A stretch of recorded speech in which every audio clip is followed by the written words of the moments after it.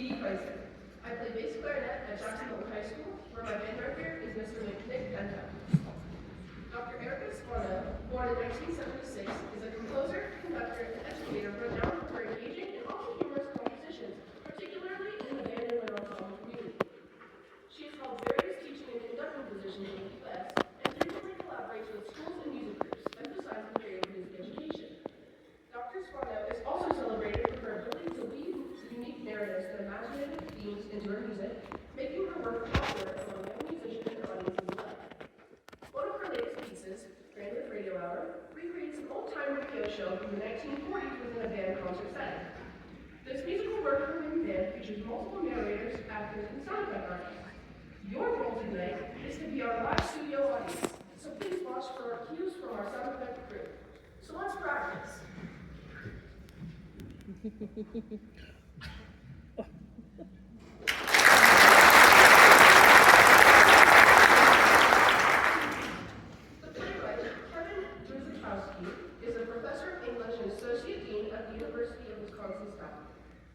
Some amazing actors for this production, and we all hope you enjoy Play with Radio Hour.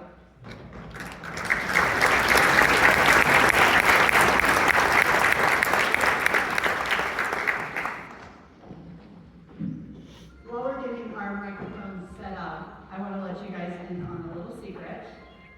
This is not the world premiere, that's tomorrow, by a university, but this is the first time that this is being performed. And we're really grateful for Erica Savano. She said to me, we could take this, we could run with it, we can change the script, we can do whatever we want with it, because she really believes in the creativity of students and really to make this their own. So we had a team of script writers who edited the script. You can see our two directors down there. Wave, guys.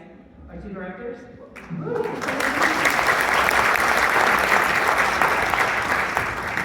They did the casting, and they were instrumental in making some of the script changes. Our actors that you're going to see come out have created their own costumes, they have created their own dialogue, and there's a lot of huge, crazy creativity, and this is also a piece that you need to participate in. So we really need some laughs, and we really need some clapping, and anything you guys want to do with us.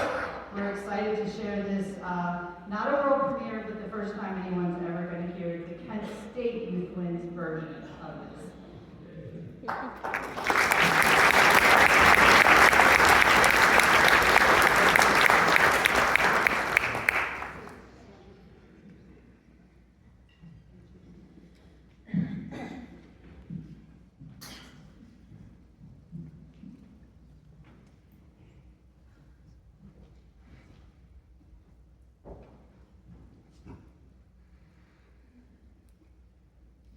Live in front of the studio audience, you're listening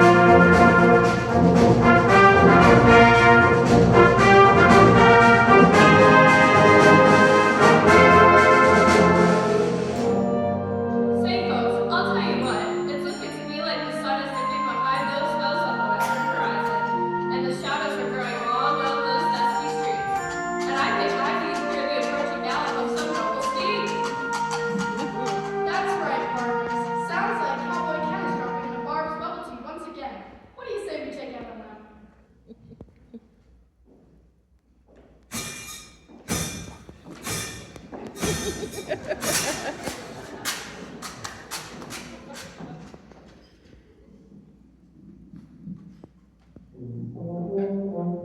there, Barb. Now, as I said, you were looking for a mighty fine and dandy on this beautiful evening.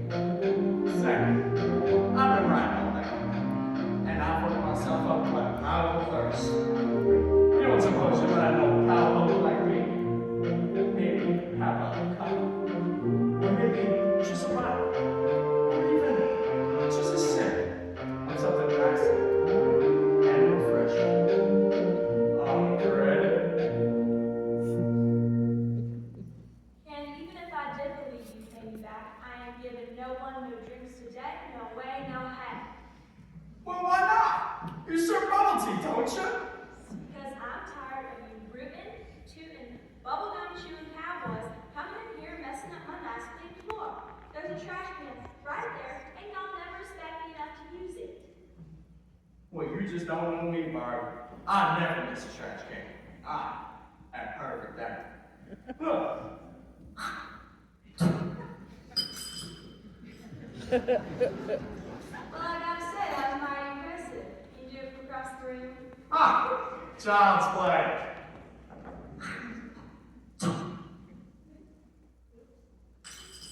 I guess I got you wrong, Dan. You're quite a gentleman.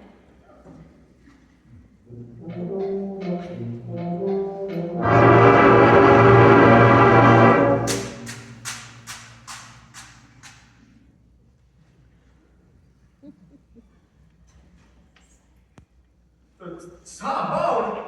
Well, I thought you were supposed to be locked up in the county jail. They can't build a jail strong enough to hold Tom Bone. Hey, Barb, nice bubble tea you got here.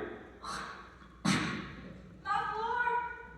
Now, Tom Bone, I reckon you should apologize. You neglected to use the trash can. They can't build a trash can strong enough to hold old Tom Bone bit and gum. You're making a big mistake, Mr. Tom Bone. And don't go sticking your neck out on my account. I can fight my own battles. Tom, let's take this outside.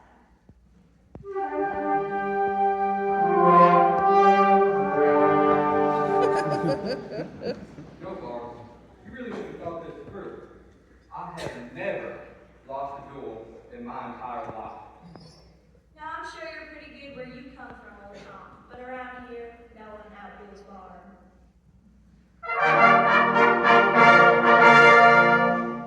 We'll just have to see about that. Choose your way. I choose the sousaphone.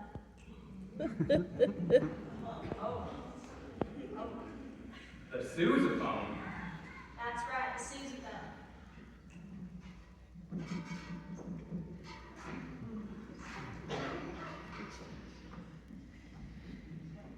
Well, in that case, I'm picking the trombone.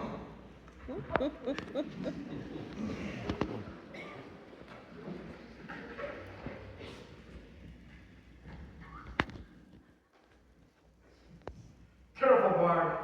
Tom is real mean with that Tom Brown of his. Well, let's just see what old Tom's got then.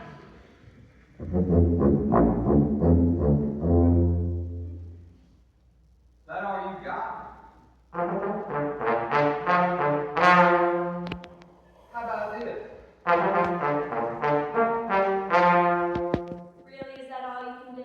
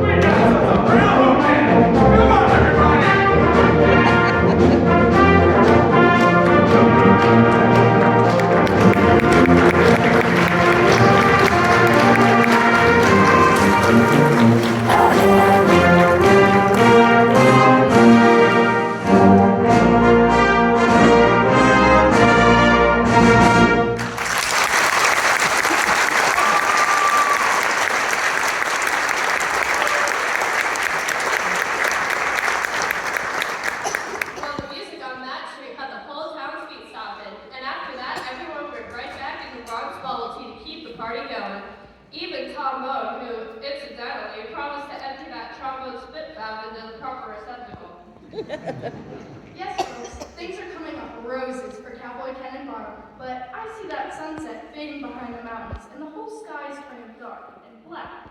Noir, as the French might say. You heard me right, everybody. Looks like it's going to be a hard-boiled night.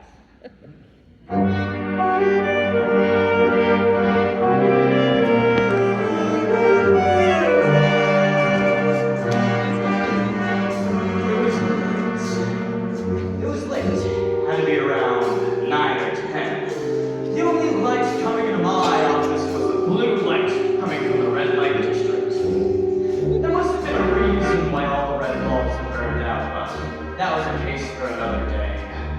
Quitting time had come and gone, but I was still there, brushing up on my philosophy.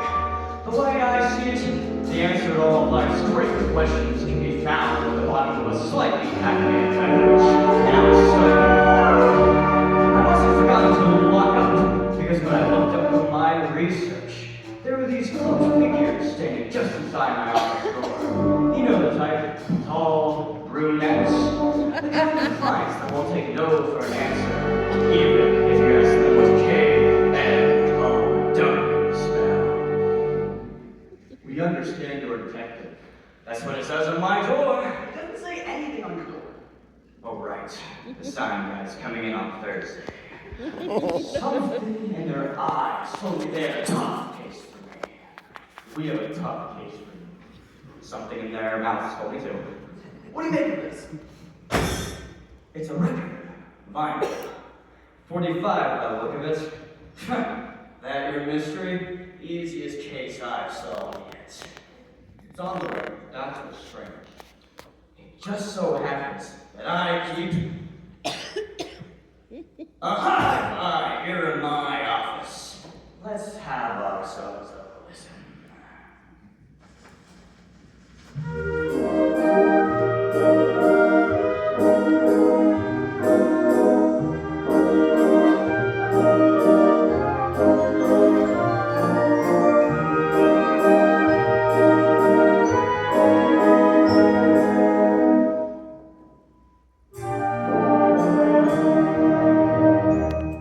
See, it stops right there in the middle. That was part of our Grandma Barb's and Grandpa Roger's collection. They left it to us. And when we played, it got stuck irretrievably in our heads, and we can't get it out. But it's not complete. It is driving us mad. The mystery of the missing measure. A puzzle, to be sure. Let's listen one more time.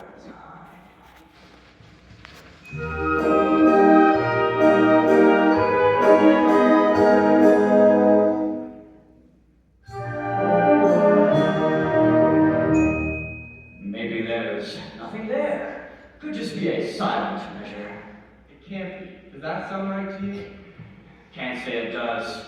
I'm sorry, I don't even know where to start with this one. I slept right through the music theory. I know. Our grandparents love music, and they taught us a few things. So, what kind of dig is this? I can't say for sure, but it sounds like a waltz. And what do you know about waltzes? There are three. They often have a simple melody that stays in the same key. So, one missing measure, three missing beats. Could be a half-note quarter situation. No, it's too fast moving, and the melody leading into a followed pattern. 3 quarter notes, then a quarter note and a half note. Following with the pattern, a half note and 4 notes. Then maybe the notes go up. Just imagine the notes climbing up the scale, like buttoning the top 3 buttons on your trench coat just before you head into a cold, dark alley. Just try to hear it in your mind's eye, mind's ear.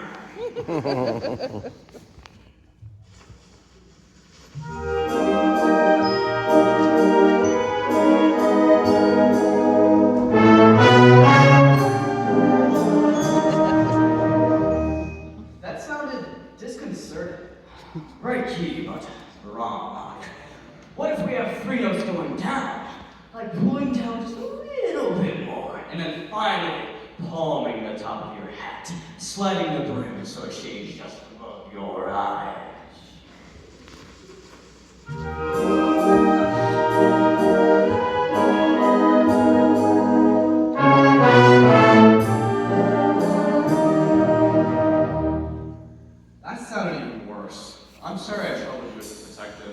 I'm just gonna have to accept that this matted, incomplete song is stuck in my head forever. Perhaps there's a nice university I can check myself into for the next 4 years. I'm gonna let you in on a little secret. Every mystery is based on a formula. A very simple one. You start with the end, and then you work backwards. How's that gonna help us? You heard me. Start with the end, and then work backwards. What were those last 3 chords again?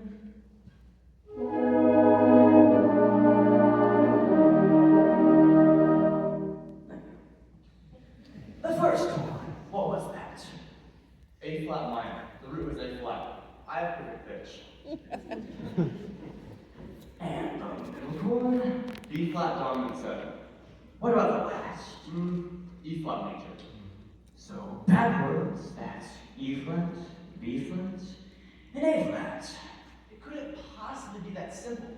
I'm telling you, that's how these things are done. Now let's test our solution. Play it again, ma'am.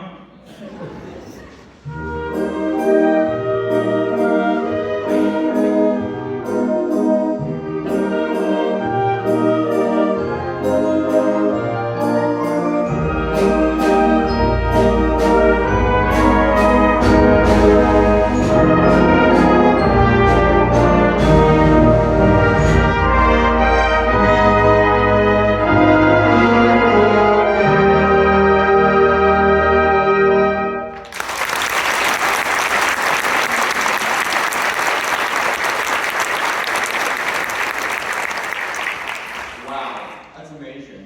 It's really beautiful how well it sounds when you have it all resolved. Thank you, detective. I have wondered what I got myself into. The Mystery Writers Guild has very strict rules about revealing trade secrets, and I have just slipped up big time. But I couldn't have left my clients without the full song. I had just a few bars of fake misbehavior stuck in my head for a full year once, and I nearly quit Kent State Youth with it. But why? Fake Misbehavior is such a wonderful song. And then there was the question of how someone could hear my voice. But that was a question for a hard-boiled night.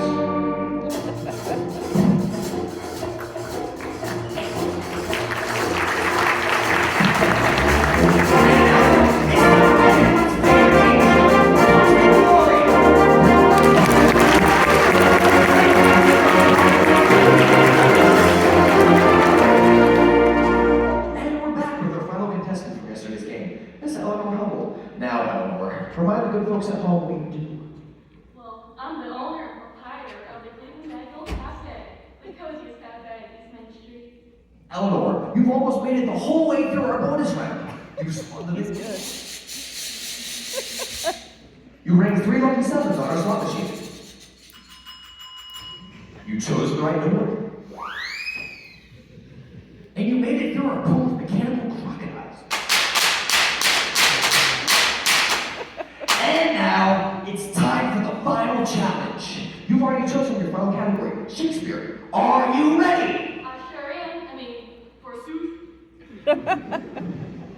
Okay, your final challenge is to shake this conducting spear. The baton? It's a spear! And conduct the band in proper time. But I don't know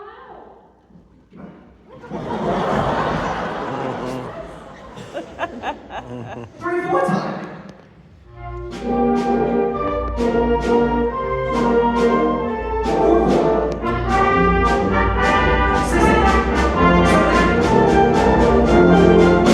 And now, the dreaded 13-16.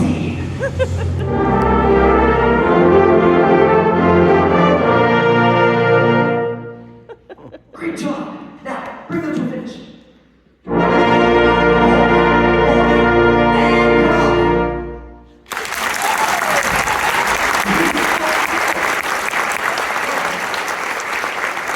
go.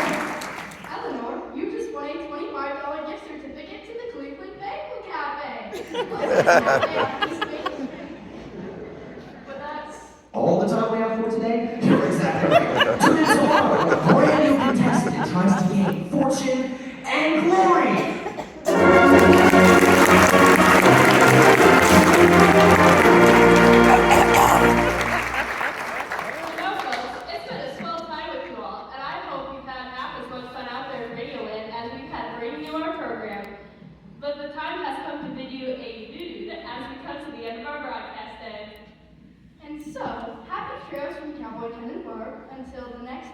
from our hard-boiled heroes, and we'll see you again when the wheel spins all the way around to the other side. But before you switch off your set, we wish you sweet dreams with one last little number from our house band.